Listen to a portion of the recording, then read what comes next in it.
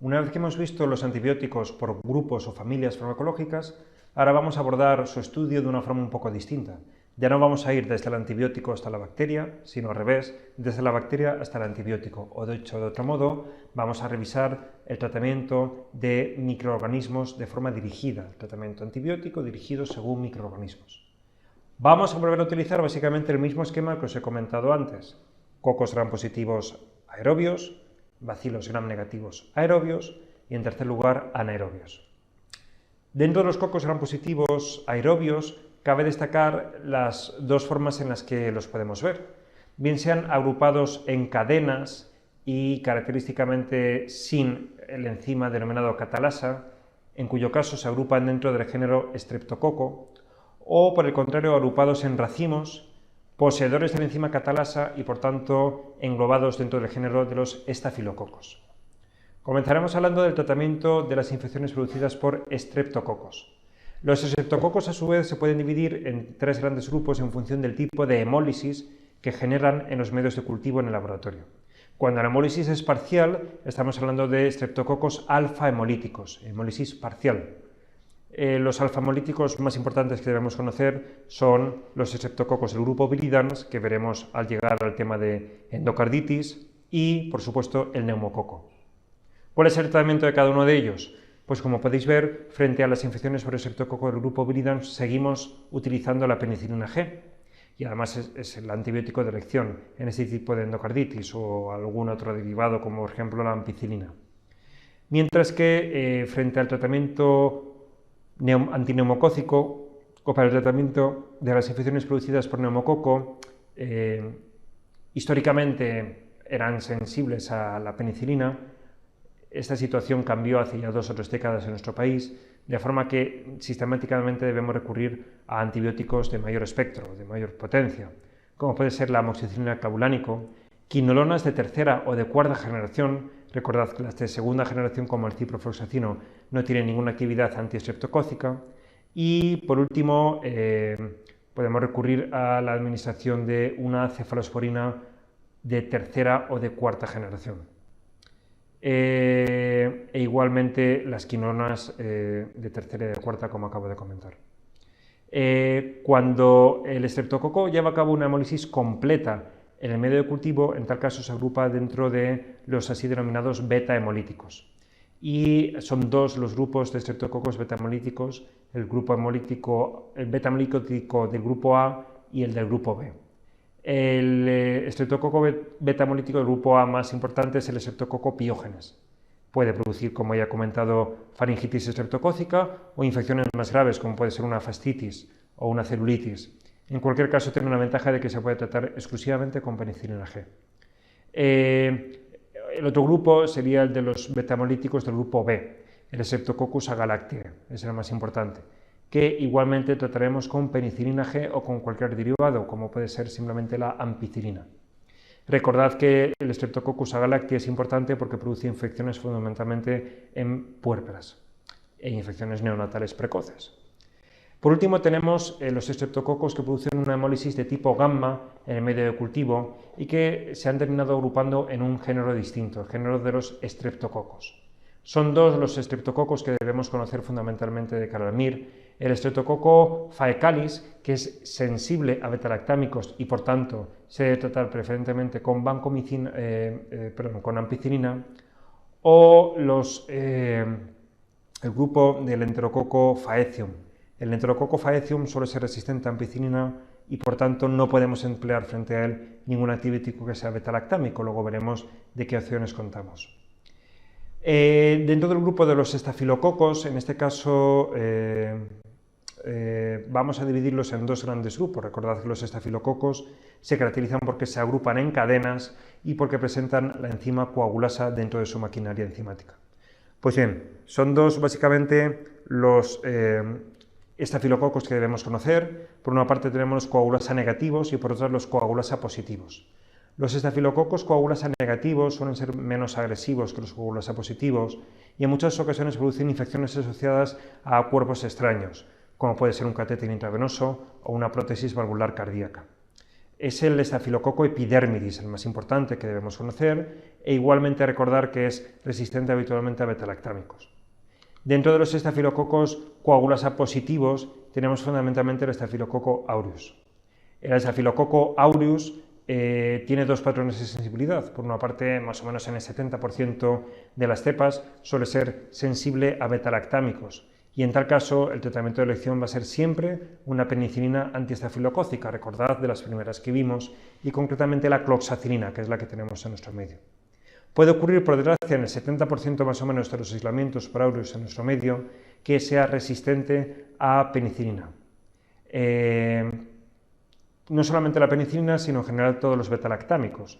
Y a esta entidad se la suele conocer habitualmente como Staphylococcus aureus oxacilin resistente, SAOR, o a veces también llamado Staphylococcus aureus resistente a la meticilina, SARM.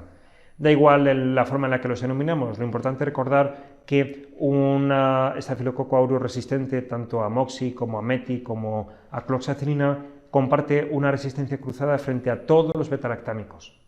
Esto se debe a una mutación en la PBP2A, que es la proteína fijadora de penicilinas y que preguntaron en cierta ocasión.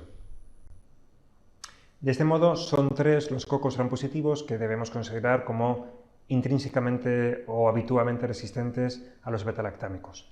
El Staphylococcus aureus oxacilin resistente o SAOR, el Enterococo faecium y los estafilococos coagulasa negativos, fundamentalmente el estafilococo epidermidis. ¿De qué alternativas antibióticas disponemos frente a este tipo de bacterias? Pues las tenemos resumidas en la presentación. Son tres los antibióticos que están dirigidos específicamente para tratar infecciones por cocos gram positivos aerobios. Me estoy refiriendo a los glucopéptidos, a la daptomicina y al linezolid. Los glucopéptidos son antibióticos bastante antiguos, se llevan utilizando desde los años 50, 60 aproximadamente, y por tanto tienen una serie de inconvenientes serios que debemos conocer. En primer lugar, es un fármaco muy nefrotóxico.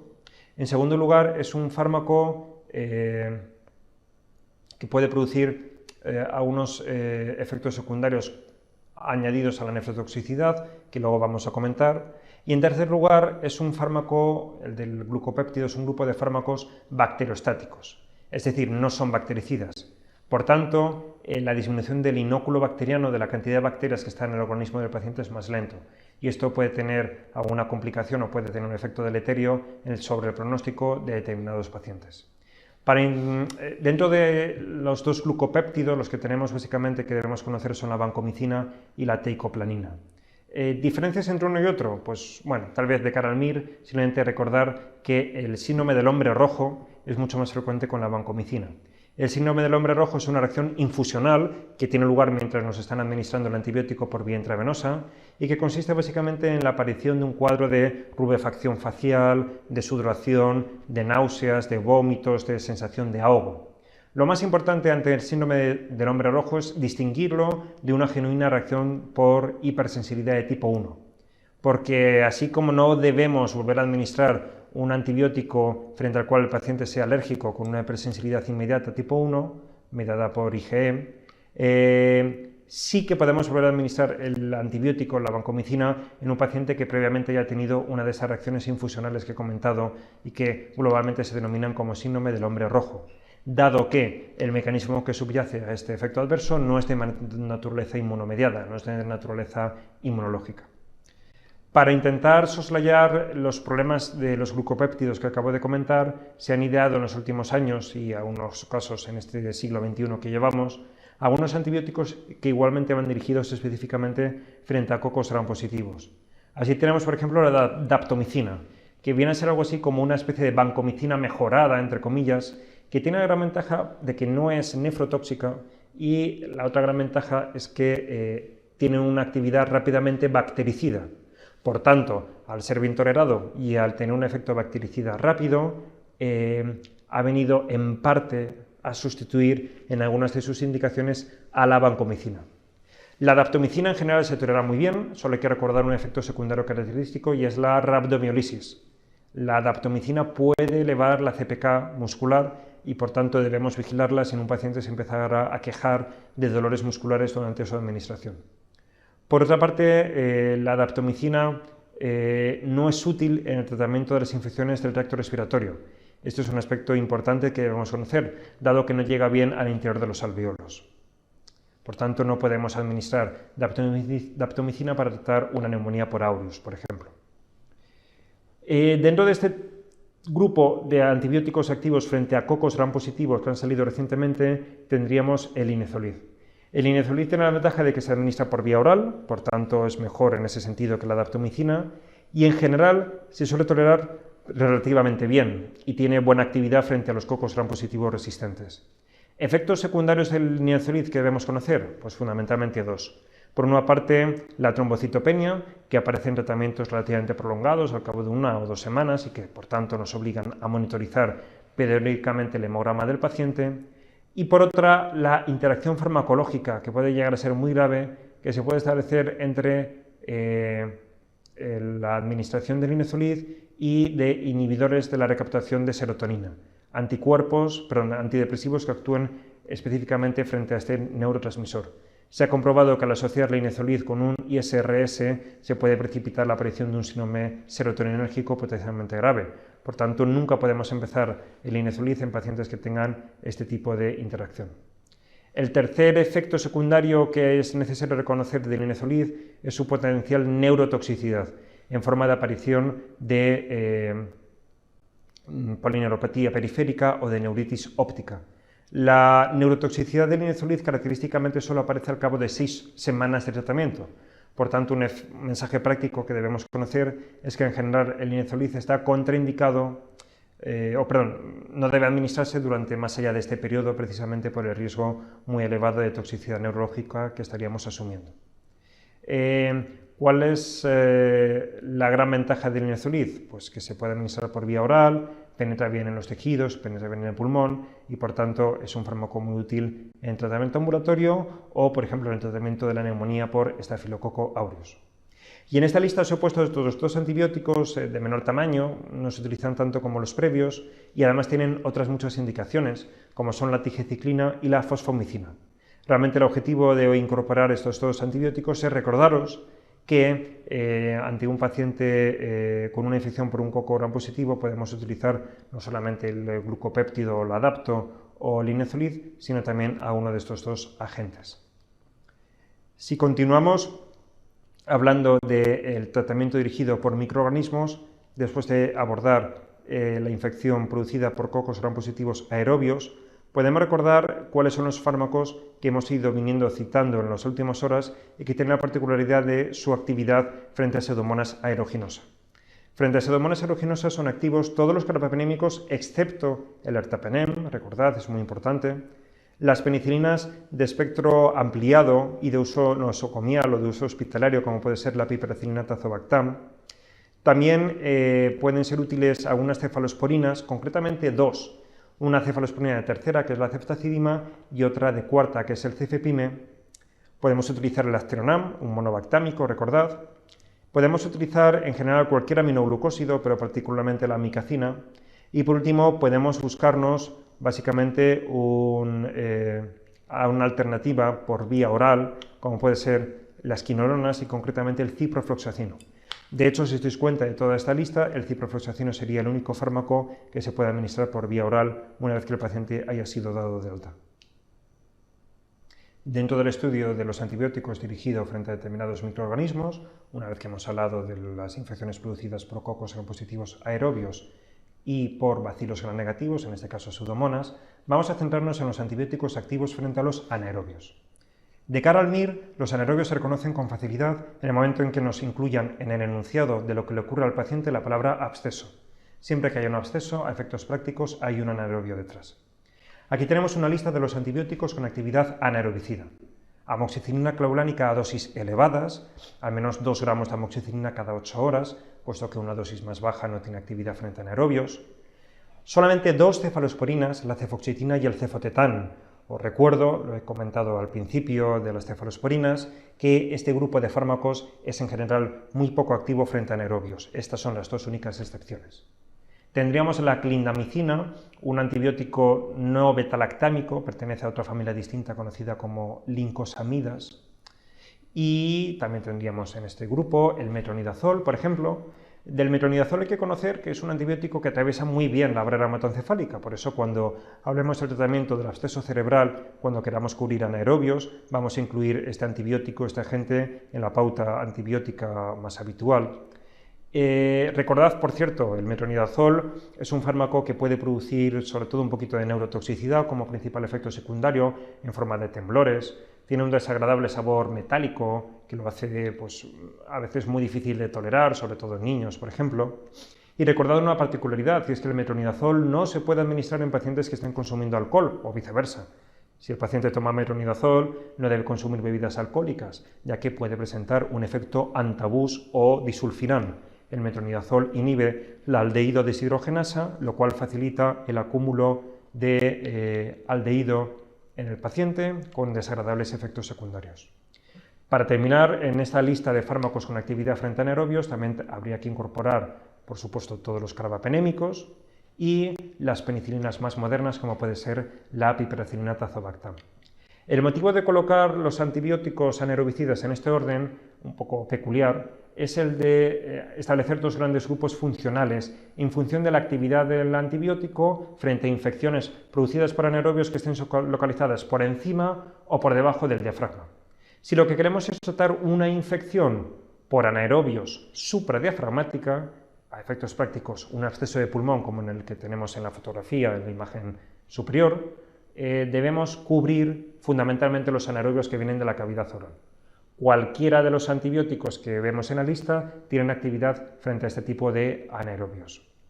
Si por el contrario lo que queremos es cubrir una infección producida por anaerobios a nivel infradiafragmático en forma de un absceso intraabdominal como el que vemos en la imagen del escáner, es muy importante recordar que en este caso hay muchas posibilidades de que esté implicado un bacilo gram negativo anaerobio que reside únicamente en el colon, conocido como Bacteroides fragilis. Contrariamente a lo que pueda sugerir su nombre, el Bacteroides fragilis tiende a ser resistente, concretamente resistente a los antibióticos que os he puesto por encima de la línea divisoria, resistente a amoxicilina clavulánico, cefoxitina, cefotetán y clindamicina. Por tanto, y como mensaje práctico, esos antibióticos de arriba no deben ser utilizados cuando específicamente estemos tratando una infección por anaerobios localizada dentro del diafragma, una infección infradiafragmática.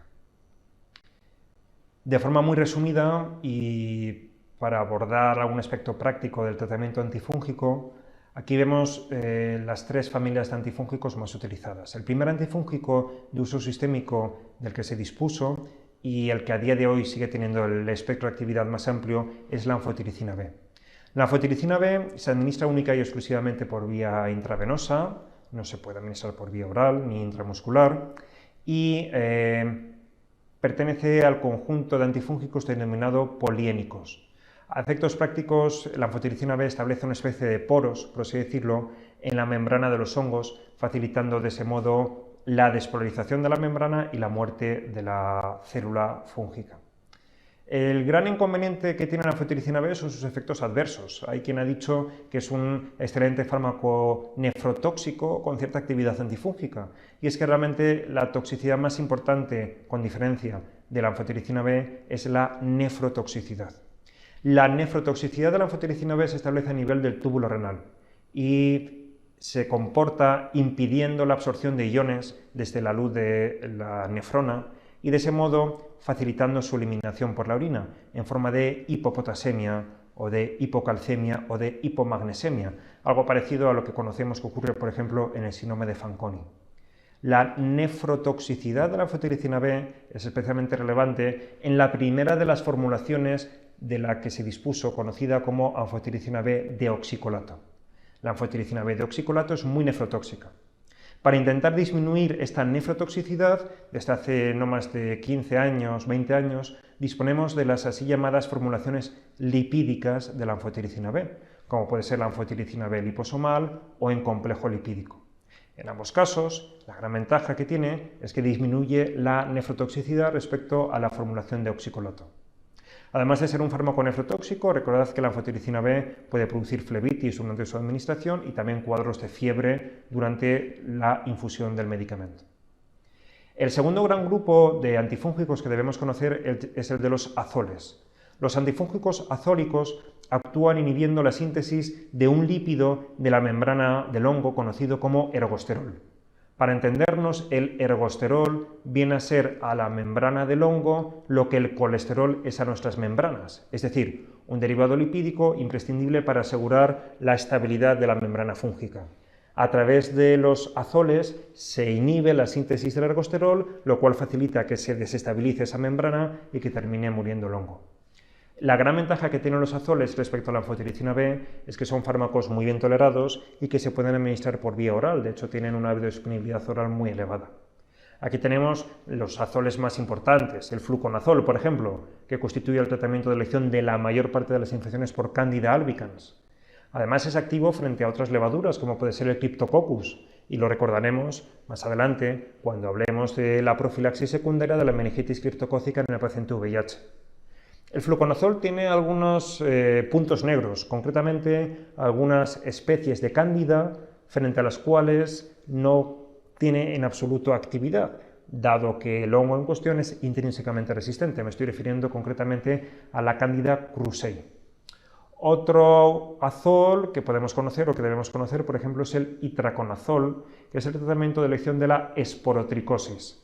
La esporotricosis es una infección habitualmente cutánea producida por este hongo de nombre tan peculiar, el Sporotrix senki, que generalmente se inocula a través del pinchazo con la espina de un rosal o con otra pequeña rama o vegetal que produzca una herida y una quiebra de la superficie cutánea que facilite la inoculación del hongo. A partir de ese punto de entrada, y lo más característico es que sea, insisto, el pinchazo de un rosal, por eso en el MIR el factor de riesgo para tener una esporotricosis es ser jardinero, pues bien, a partir de ese punto de entrada se produce un cuadro en forma de linfangitis locorregional. El tratamiento de elección de la esporotricosis es el itraconazol. Otro azol que ya he comentado antes es el voriconazol. Lo he comentado cuando hablábamos de la aspergilosis pulmonar invasora, es el tratamiento de elección.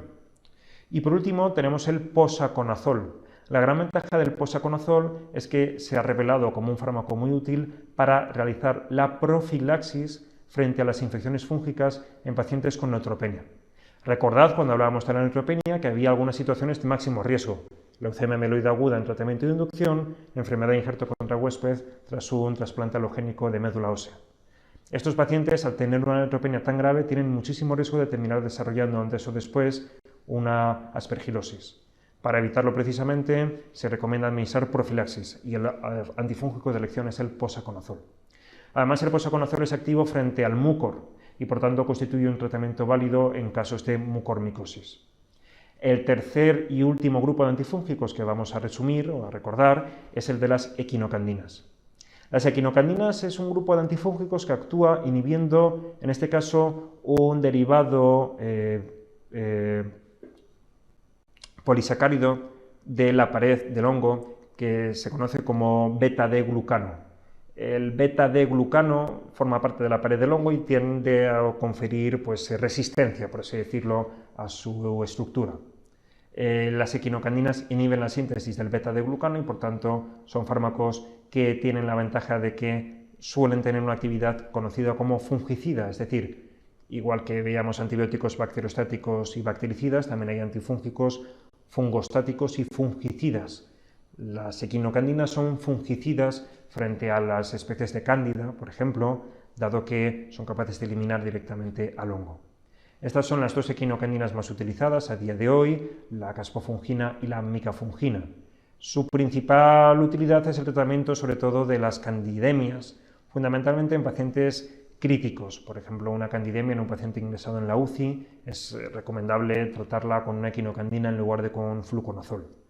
Tienen además la gran ventaja de que se toleran muy bien, no producen prácticamente efectos secundarios, pero el inconveniente de que se deben administrar por vía intravenosa. No se pueden administrar por vía oral, como sí que ocurría con la mayor parte de los azoles.